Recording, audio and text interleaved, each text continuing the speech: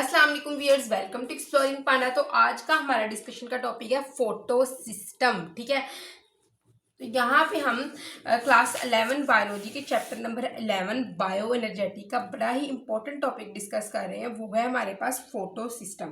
ठीक है, तो फोटो सिस्टम बेसिकली है क्या?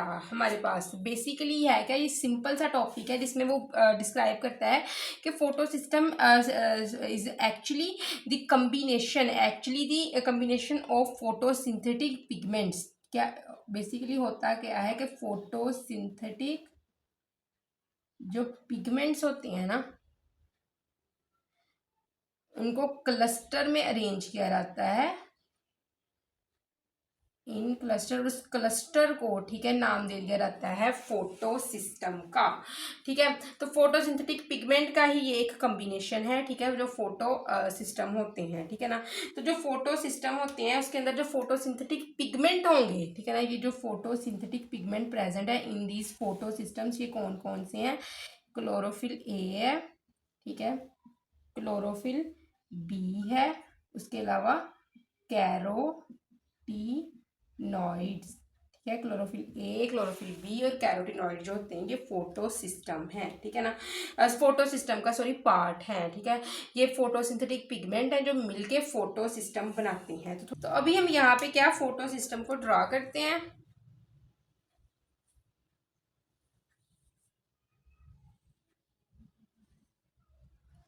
ठीक है,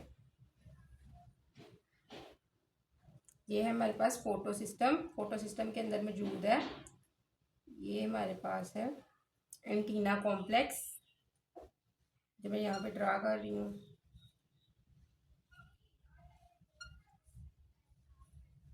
क्या ये क्या है? Antenna complex. और एंटीना कॉम्प्लेक्स के साथ ये कौन सी चीज मौजूद है? ये हमारे पास है क्लोरोफिल ए। और ये बेसिकली जो पूरा ड्रा किया है बॉक्स, ये क्या है? रिएक्शन सेंटर, जिसके अंदर क्लोरोफिल ए मौजूद है, प्लस इसमें कौन सी चीज मौजूद है? Primary electron acceptor. This is primary electron acceptor. तो basically reaction centre plus antenna complex मिलके क्या बनाते हैं? Photo system. ये पूरा स्ट्रक्चर जो है ये फोटो सिस्टम है। ठीक है, तो अब होता क्या है कि अगर हम बात करें एंटीना कॉम्प्लेक्स की, तो एंटीना कॉम्प्लेक्स किन से मिलके बना होता है? एंटीना कॉम्प्लेक्स मिलके बना होता है क्लोरोफिल ए से, क्लोरोफिल बी से और कैरोटीनॉइड से। ठीक है, क्लोरोफिल ए, बी और कैरोटीनॉइड मिलके एंटीना कॉम्प्लेक्स बनाती हैं। और उनका काम क्या होता है? इस सब ने क्या करना होता है? इसने इसका अगर हम रोल की बात करें तो इसने इकट्ठा करना होता है, गदीर करना होता है सनलाइट एनर्जी को। We'll gather sunlight energy. ठीक है, क्लियर? लगी समझ? अच्छा, अब वो कहता है कि एंटीना कॉम्प्लेक्स के पास बहुत से मॉलिक्यूल मौजूद हैं, क्लोरोफिल ए के, बी के, कैरोटीनॉइड्स के। तो ये क्या करते हैं? ये एंटीना कॉम्प्लेक्स, यहाँ से लाइट एनर्जी आती है, ठीक है, एनर्जी यहाँ से इस एंटीना कॉम्प्लेक्स पे फॉल करती है, ये नेक्स्ट पे ट्रांसफर होना शुरू हो जाती है। ठीक है, इस तरह एनर्जी को ट्रांसफर किया जाता है नेक्स्ट। और फिर एट द एंड इस ट्रांसफर्ड एनर्जी को, अच्छा, ट्रांसफर किस तरह होना है? रेजोनेंस इफेक्ट से इस एनर्जी को ट्रांसफर करवाया जाना है और इसको पहुंचा देना है रिएक्शन सेंटर के पास। ठीक है, रिएक्शन सेंटर के पास कहाँ पे? प्राइमरी इलेक्ट्रॉन एक्सेप्टर के पास या क्लोरोफिल ए के पास। तो ऑफकोर्स यहाँ से जो एनर्जी है, जो एंटीना कॉम्प्लेक्स ने जो है वो गेट की थी, ऑब्टेन की थी सनलाइट से। ठीक है, तो तो सनलाइट एनर्जी जो एंटीना कॉम्प्लेक्स के पास आई थी और यहाँ से ट्रांसफर हुई थी, तो उसको एट द एंड ट्रांसफर किया जाना है रिएक्शन सेंटर के क्लोरोफिल ए के पास, ठीक है, क्लोरोफिल ए के पास लेके आना है, ठीक है।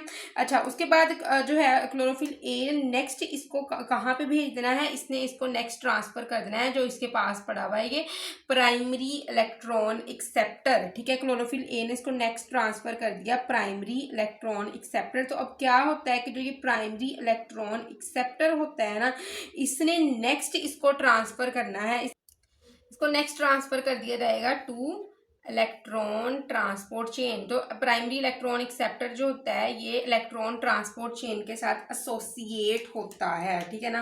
तो इसको भेज दिया जाना है इलेक्ट्रॉन ट्रांसपोर्ट चेन के पास। इलेक्ट्रॉन ट्रांसपोर्ट चेन एक्चुअली क्या होती है, ये सिस्टम होता है डिफरेंट प्रोटीन्स वाले इंजाइम का, ठीक है, मतलब प्रोटीनिशियस इंजाइम्स ही होंगे ना, इंजाइम हमेशा प्रोटीन ही होते हैं नेचर में, ठीक है ना। डिफरेंट इंजाइम्स इसके अंदर प्रेजेंट होंगे, ठीक है, जिन्होंने नेक्स्ट जो है वो इस एनर्जी को, इस इलेक्ट्रॉन को एक्सेप्ट करके एक चेन में से जो है वो मूव करवाना है। तो ये electron transport chain, reaction centre, ये सारा मैं आपको नेक्स्ट डिटेल में बहुत अच्छे तरीके से बताऊंगी। अब यहाँ से क्या होना है कि इलेक्ट्रॉन ट्रांसपोर्ट सिस्टम ने क्या करना है, इसमें डिफरेंट जो है वो प्रोटीन लगे होने हैं, ठीक है, कॉम्प्लेक्सीज होने हैं। जब जैसे ही उसने इस एनर्जी को ने मूव होना है इस इलेक्ट्रॉन ट्रांसपोर्ट चेन में से, तो यहाँ पे अब प्रोड्यूस होनी है एटीपी, ठीक है, एटीपी की जनरेशन करवानी है, ठीक है ना।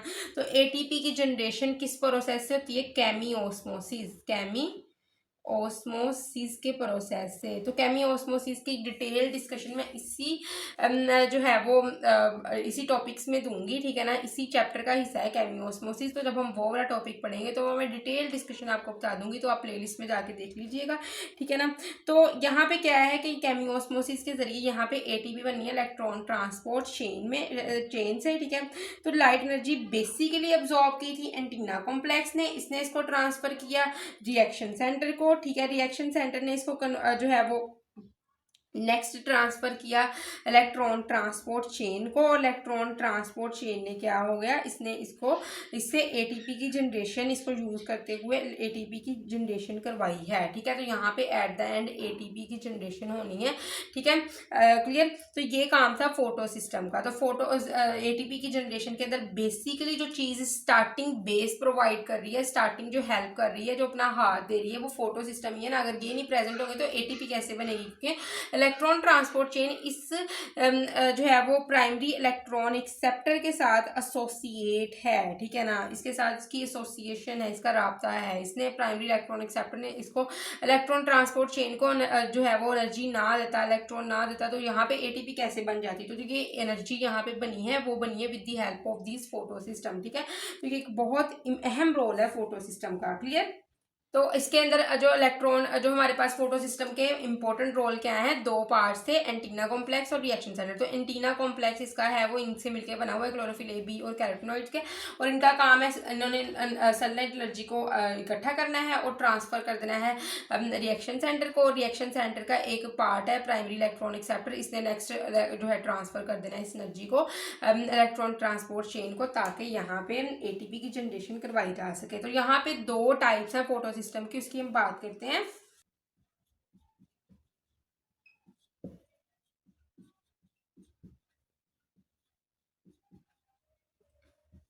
तो अगर हम बात करें टाइप्स ऑफ फोटो सिस्टम की, तो दो टाइप हैं, एक है फोटो सिस्टम 1 PS1 और दूसरी टाइप है फोटो सिस्टम 2। इनको नाम दिया जाता कि क्यों नाम दिया है 1 और 2 का, on the basis of when they discover, ठीक है ना।